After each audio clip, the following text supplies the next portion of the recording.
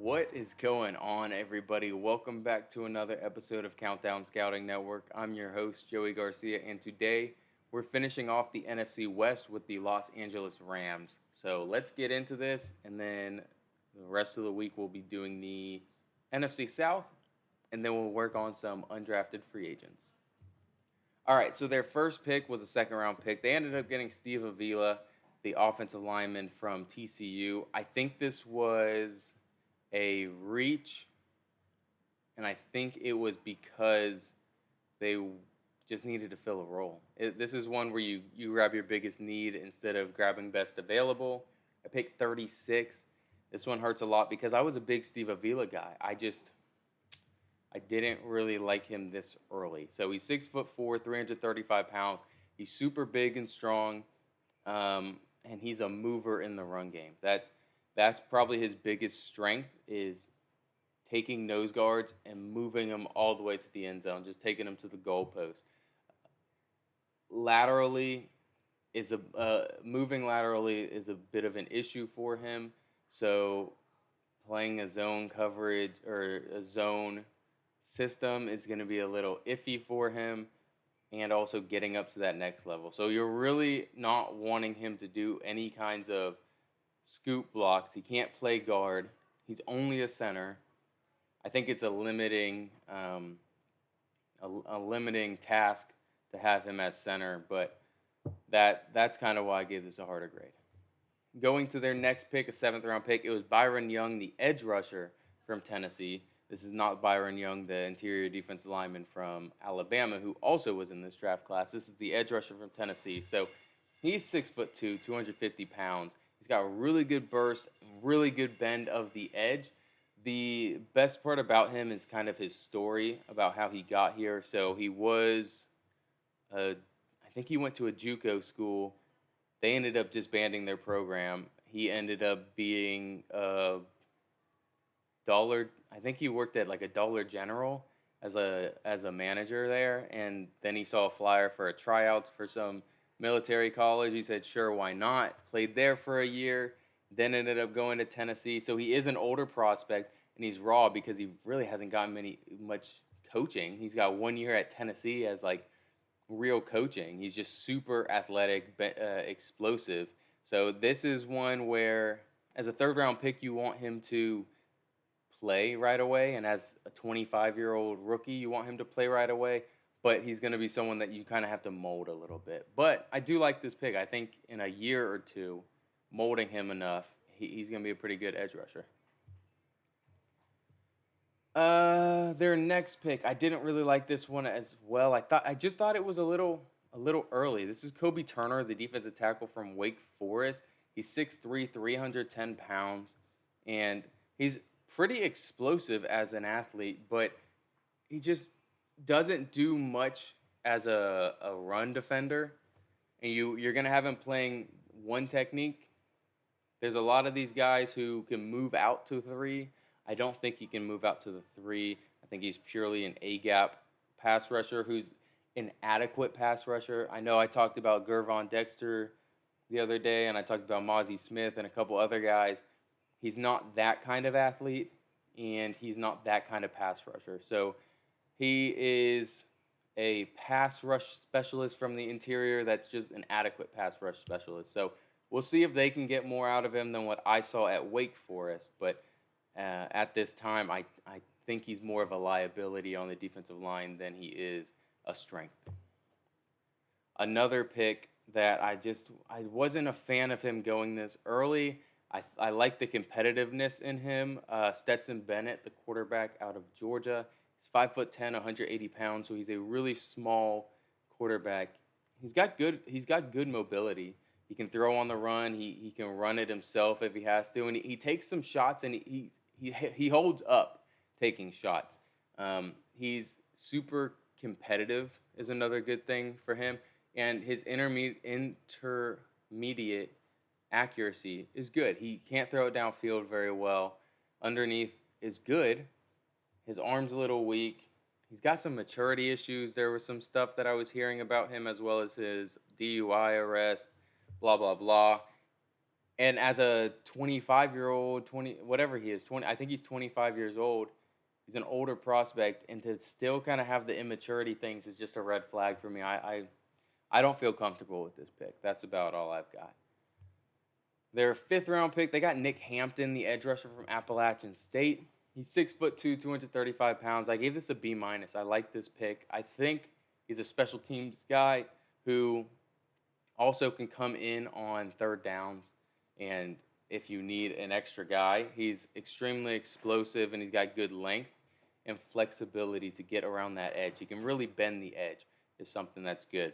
He needs to develop some more actual pass rush moves. That's something that is a little bit of an issue for him. But um, to come in as a rotational third down guy, I think he probably starts as just a special teamer, but someone that can come in if need be.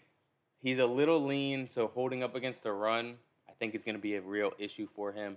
So purely on third downs, rotating in every once in a while. I think this is a pretty good pick. He's got to develop some areas, obviously, but I like it. This is their best pick by far. This is 100% their best pick. Warren McClendon, the offensive tackle from Georgia. He is an A pick in my book. He's 6'4", 305 pounds, and he's got the lower body agility that you need. He's quick feet. He's good laterally. I love that he wears the freaking cowboy collar type neck brace. He's got strong hands. When he gets them on you, you're done. You're not breaking off of him. He's got really strong hands. He, again, all these guys, I know I talked about it the last couple episodes, and every time you'll see, he's got to work on his hand placement, his punch timing, that kind of stuff. And yeah, again, he's another guy that's got to work on that. I think that's probably the weakest thing going from college to the NFL level that a lot of people have to work on is just being able to time it up because it's reps. It's all reps, being able to time up your punching with the pass rush and everything like that. And he also isn't the best at anchoring. He might move inside. I think he can move inside. He could also still probably play at tackle if he has to. So, fifth round pick, I think you got a guy who's an immediate starter. So I really do like this pick a lot. Another fifth round pick, they got Davis Allen, the tight end from Clemson. I gave it a C. I think it's a fine pick. He's got really good hands. He's got adequate body control on catches, but he's not like an amazing athlete or anything like that, and he can't block. So you got a guy that's kind of a red zone target, someone that you can get 3 or 4 yards on a pop pass or like a drag route kind of thing. That's about all you got here. So I gave it a C. I think it's fine for the fifth round, but you're not expecting someone who's going to develop into a superstar. Here's another good pick in the fifth round. Their day 3 selections, I think, have been pretty good. So Puka Nacua, the wide receiver from BYU, is another good pick. He's 6'2", 205 pounds, and he's a vertical receiver. So he's got straight line speed, but good body control, trying to go up for catches, doing acrobatic catches. He's really good at that. His release needs work. His separation isn't great, and his route running also need a little bit of work. Again, something that you expect from a guy who just runs basically off the vertical stem, a go route, and out, a dig route, a post route, and a corner route. So that's basically all he could run. So that he needs a little bit of development, but I think this is a guy who, if you need someone to go vertical, this is your man. Again, I told you their day 3 picks are very, very special. So this sixth round pick, Travius Hodges Tomlinson, he is the nephew or cousin, one of the two, of LaDainian Tomlinson. And I gave this an A+. He's 5'8", 180 pounds, but he is a dog. He really is. He plays very, very mean, very physically.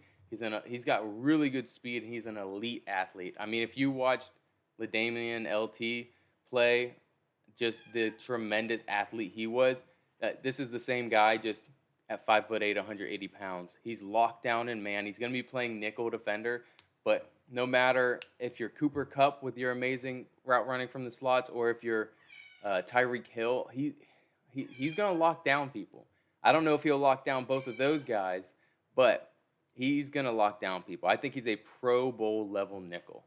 And his run defense isn't great, but he'll come up and hit you.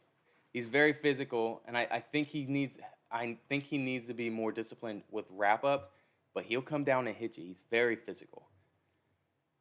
O'Shawn Mathis, the edge rusher from Nebraska, was another 6th round pick. I told you they got 14 picks, so we're gonna have to keep rolling. This is a B plus. He's 6'5", 260 pounds. He's got good burst and good first step. He bends the edge really, really well.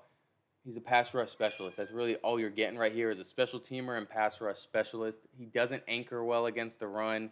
Maybe you can work that in with him. Maybe if he puts on a little bit more weight, but I don't want to put on too much weight from him where he's having trouble bending that edge because he's really elite at that.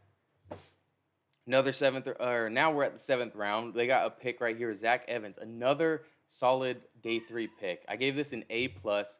He was like my running back 7 or 8. I think he went running back 15, 16. Hold on, I'll look it up really quickly. I think he went running back like 20. Let's see if I can pull it up in time without going to their next one. And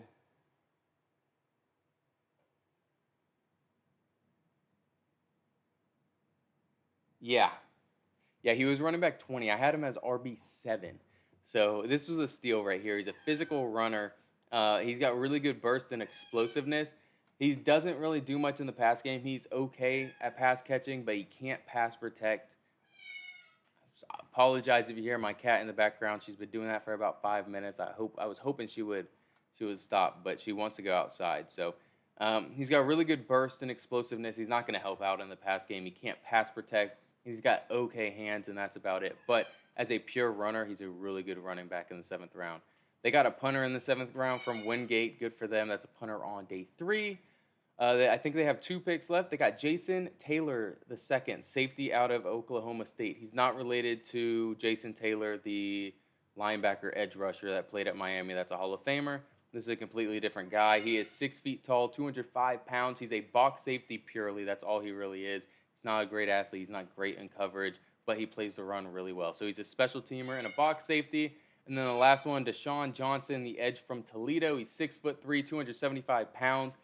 He's an explosive one-gapper, interior pass rush. That's really all he's going to give you. He's not great in the run game, but I think he has a chance to make this roster. Maybe he'll just be a practice squad player that can come play up every once in a while if they have some issues with some depth with injuries. But he's a good enough pass rusher on the interior and strong enough on the interior just for pass rush. He's not going to be able to hold up on the interior. Maybe he can play the outside and hold up as a outside anchor.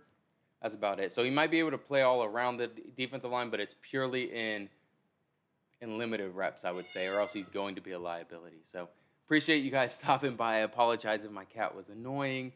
Go ahead and leave a like and comment down below if you disagree with some of this. So have a good day. Peace.